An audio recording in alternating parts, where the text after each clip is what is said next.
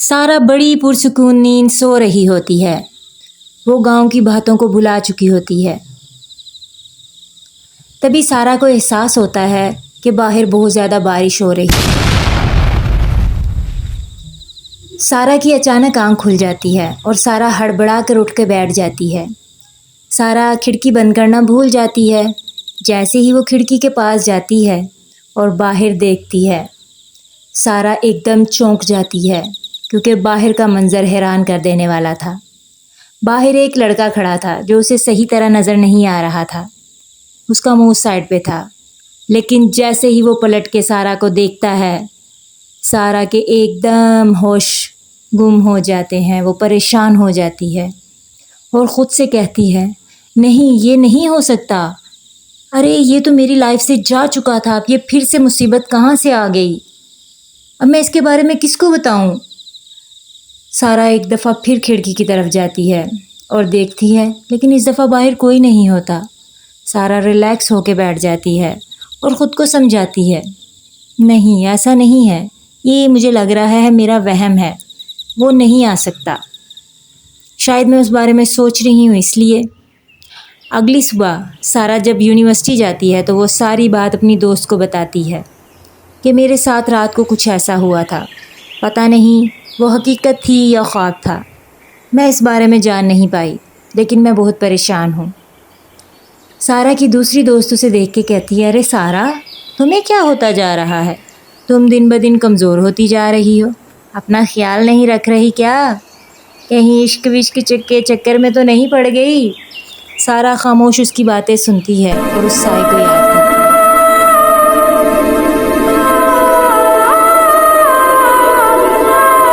پتہ نہیں مجھے کیوں ایسا محسوس ہو رہا ہے کہ وہ ابھی بھی میرے آس پاس ہے، میں کیوں اس کے بارے میں اتنا زیادہ سوچنے لگی ہوں؟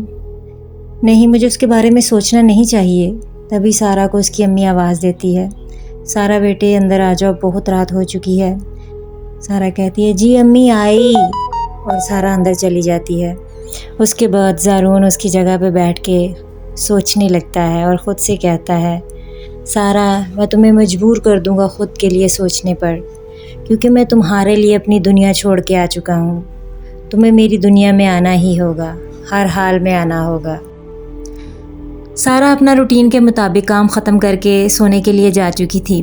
سارا جب سو جاتی ہے تو اس نے اس دفعہ خواب دیکھا کہ ایک عجیب ہی دنیا ہے، بہت خوبصورت رنگوں سے بھری ہوئی دنیا، اور سارا دلہن بنی ہوئی ہے، وہ بہت خوبصورت لگ رہی ہے اور وہ چلتے چلتے زارون کی طرف جا رہی ہے۔ سارا جب یونیورسٹی سے گھر آنے کے لیے نکلتی ہے تو زارون اس کے پیچھے پیچھے ہوتا ہے اور کہتا ہے، سارا پلیز میری بات سنو، سارا پلیز میری بات تو سنو، مجھے تم سے ایک بات کرنی ہے، اگر تم میری پوری بات نہیں سنو گی تو تمہیں کیسے پتہ چلے گا کہ میں تمہارے لیے کیا سوچتا ہوں؟ سارا پلیز میں تمہارے لیے مر جاؤں گا، میری بات سن لو ایک دفعہ، سارا پلیز مجھے زبردستی کرنے پہ مجبور مت کرو۔ تبھی سارا رک جاتی ہے اور زارون سے کہتی ہے کہ دیکھو زارون، تم جو بھی ہو میرا پیچھا کرنا چھوڑ دو، میں تمہارے میں انٹرسٹڈ نہیں ہوں، تم مجھے کیوں تنگ کر رہے ہو؟ تم نے میری زندگی کو برباد کر کے رکھ دیا ہے، میں تمہارے علاوہ کچھ سوچ نہیں پا رہی ہوں۔ زارون کہتا ہے، سارا میں تمہارے لیے اپنی دنیا چھوڑ کے آ چکا ہوں، مجھے میری دنیا سے نکال دیا گیا ہے، اب میں صرف تمہارا ہوں، تمہارے علاوہ میں کسی اور کے بارے میں سوچوں گا تو جل جاؤں گا، تم کیوں نہیں میری بات کو سمجھ رہی ہو؟ میری بات کو سمجھنے کی کوشش تو کرو۔ سارا زارون کی پوری بات بھی نہیں سنتی اور چلی جاتی ہے۔ اس کے بعد سارا بیمار ہو جاتی ہے۔ سارا کی ماں بہت زیادہ پریشان ہوتی ہے اور وہ ڈاکٹر کو بلاتی ہے۔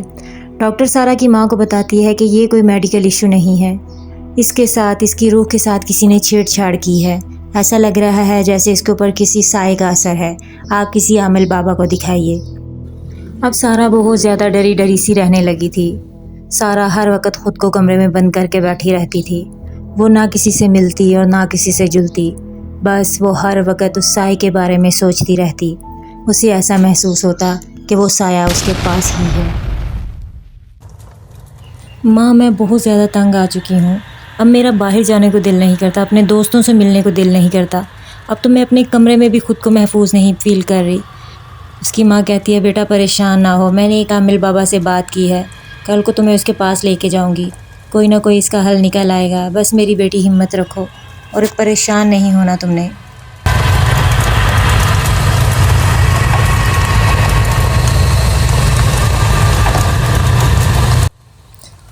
سارا ساری بات عامل بابے کو بتاتی ہے کہ یہ کب سے بات شروع ہوئی اور ابھی تک کیا کیا چل رہا ہے۔ وہ اس بات سے بہت زیادہ تنگ ہوتی ہے کیونکہ وہ اس کے دماغ اور دل میں بھی جگہ لیتے جا رہا تھا۔ سارا اسی بات سے پریشان تھی کہیں وہ اسے اپنا دل نہ دے بیٹھے۔ سارا، میں تمہیں دیکھتے ہی سمجھ گیا تھا کہ تم پر کسی کا سایہ ہے۔ تمہیں پتہ ہے سارا، جنوں کی دنیا میں تمہارا نکاح ہو چکا ہے۔ اس رات مسجد میں تمہارے اور زارون کے جو درمیان میں ہوا، اس میں تم دونوں نے جانے انجانے میں نکاح کر لیا تھا۔ صرف اب تمہاری رخصتی اس کے ساتھ باقی ہے۔ اگر تم اس سے بات چیت کرو یا وہ تم سے بات چیت کرے تو تم لوگ دنیا کی نظر میں بھی نکاح کر سکتے ہو، کیونکہ زارون کو جنوں کی دنیا سے نکال دیا گیا ہے۔ وہ اس دنیا میں رہتا ہے، تمہاری دنیا میں۔ اگر تم اس کے ساتھ نکاح نہیں کرو گی، وہ کسی اور کے بارے میں سوچ بھی نہیں سکتا، اور جس دن تم کسی اور سے نکاح کرو گی وہ جل جائے گا اور تمہاری زندگی بھی برباد ہو جائے گی۔ بہتر یہی ہوگا کہ تم اس سے بات کرو۔ سارا اپنی ماں کو آ کر بتاتی ہے کہ عامل بابا نے اسے ایسے ایسے کہا ہے کہ اب وہ کیا کرے، وہ بہت مصیبت میں پھنس چکی ہے۔ سارا کی ماں اسے کہتی ہے کہ بیٹا، میں تمہاری نانوں سے بات کی تھی، تمہاری نانوں نے بھی مجھے یہی بتایا تھا کہ سارا اور زارون کا نکاح ہو چکا ہے، اب سارا اور زارون کو کوئی بھی الگ نہیں کر سکتا۔ بہتر واقعہ ہی یہی ہے کہ تم اس سے بات کر لو۔ اگلے دن زارون سارا کے گھر کے باہر کھڑا ہوتا ہے۔ سارا زارون سے بات کرتی ہے اور کہتی ہے، زارون، تم نے میرے ساتھ اچھا نہیں کیا ہے۔ اگر تم میرے ساتھ پیار کرتے تھے تو میرے سے نکاح نہیں کرنا چاہیے تھا تمہیں۔ تم نے میری زندگی کو ہلا کر رکھ دیا ہے۔ سارا، میرے بابا نے وعدہ کیا تھا تمہاری نانوں سے کہ وہ تمہارے خاندان کی ایک لڑکی کو اور لے کے جائیں گے، لیکن مجھے نہیں پتا تھا کہ میں اس مشن کو پورا کرتے کرتے تمہیں دل دے بیٹھوں گا۔ میں تم سے پیار کر چکا ہوں اور تمہارا اور میرا نکاح ہو چکا ہے ہماری دنیا میں، اور اگر تم چاہو تو ہم اس دنیا کے سامنے بھی نکاح کر لیتے ہیں تاکہ تمہیں کوئی بات نہ کرے۔ زارا، میں تم سے بہت پیار کرتا ہوں، اور سارا، میں تمہارے علاوہ کسی اور کے بارے میں سوچ بھی نہیں سکتا۔ تم مجھ پہ ترس کھاؤ اور پلیز میرے ساتھ نکاح کر لو اس دنیا کے سامنے، تاکہ تمہیں بھی اس دنیا کے سامنے رسوا نہ ہونا پڑے اور مجھے بھی میرا پیار مل جائے۔ سارا دعا کرتی ہے اپنے لیے کہ اس کے حق میں جو بہتر ہو وہ ہو۔ اگر زارون ہی اس کی قسمت میں لکھا جا چکا ہے تو وہ اسے مل جائے، اگر زارون اس کی قسمت میں نہیں ہے تو اسے دور کر دیا جائے۔ تبھی کمرے میں ایک زوردار لائٹ روشن ہوتی ہے اور ہر طرف میجک ہی میجک ہونے لگتا ہے، اور زارا اس میجک میں گم ہو جاتی ہے۔ اگلے ہی لمحے سارا کا خواب پورا ہو جاتا ہے اور سارا دلہن کی ڈریس میں چلتے چلتے زارون کی طرف جا رہی ہوتی ہے۔ سارا بہت خوبصورت لگ رہی ہوتی ہے، ہر طرف شادیانے بجائے جا رہے تھے، اور زارون کی خوشی کا تو آج کوئی ٹھکانہ ہی نہ تھا۔ وہ بہت زیادہ خوش تھا اور وہ سارا کو خوش آمدید کہہ رہا تھا، اور سارا کے لیے اتنا زیادہ اس کے دل میں پیار تھا کہ وہ اور سارا آج ایک ہونے جا رہے تھے۔ تبھی زارون بھی دلہے کے ڈریس میں آ جاتا ہے۔ سارا اور زارون کا نکاح پڑھایا جاتا ہے۔ اب سارا اور زارون اس دنیا میں اور جنوں کی دنیا میں ایک ہو چکے تھے۔ سارا، کیا تمہیں زارون قبول ہے؟ زارون، تمہیں کیا سارا قبول ہے؟ دونوں ایک دوسرے کو قبول کر لیتے ہیں۔ اب سارا بھی زارون سے محبت کرنے لگی ہے۔ زارون اور سارا ہمیشہ ایک دوسرے کے ساتھ رہتے ہیں۔ سارا زارون کے بغیر رہنے کا سوچ نہیں سکتی اور نہ ہی زارون۔ اب سارا کی دو دنیایں ہیں، ایک جنوں کی دنیا اور ایک انسانوں کی دنیا، اور زارون بھی سارا کو ہمیشہ کے لیے اپنے ساتھ جنوں اور انسانوں کی دنیا میں چاہتا ہے، اس لیے وہ ہمیشہ ایک ہو جاتے ہیں اور ساری دنیا کو بھول جاتے ہیں۔